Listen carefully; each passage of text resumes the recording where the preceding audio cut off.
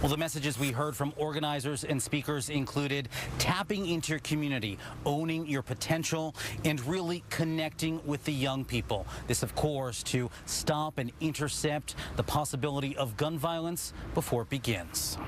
Born and raised here in Seattle. At the Northwest African American Museum, their voices and stories filled communal space. My mother still stays in the West. My father was in Holly Park, so I'm proud product of this, what we consider Seattle. Ted Evans Jr. with Community Passageways was just one of many speakers at Sunday's first ever Youth Violence and Conflict Resolution Seminar.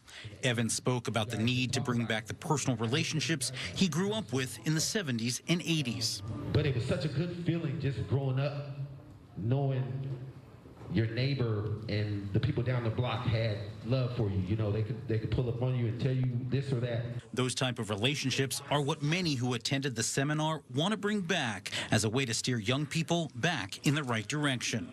We got to make sure that the investment that we're making is in our own community and folks who come from the community who are now invested in getting the best out of the community. Former inmate turned criminal justice reformer and NAACP member Eugene Youngblood shared his story and challenged folks to be a guiding light, not only for the children, but for themselves.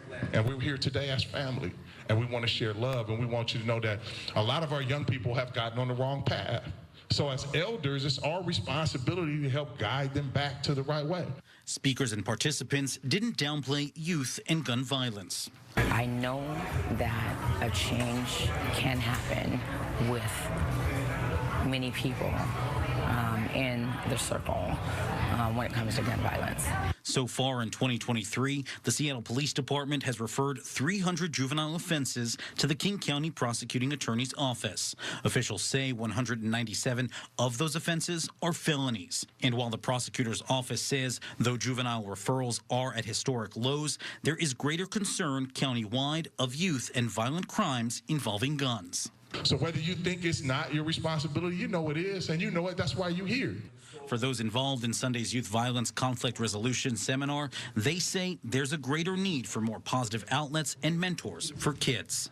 It's about collaboration, it's about networking, it's about community, and making sure that we create this newness as far as change.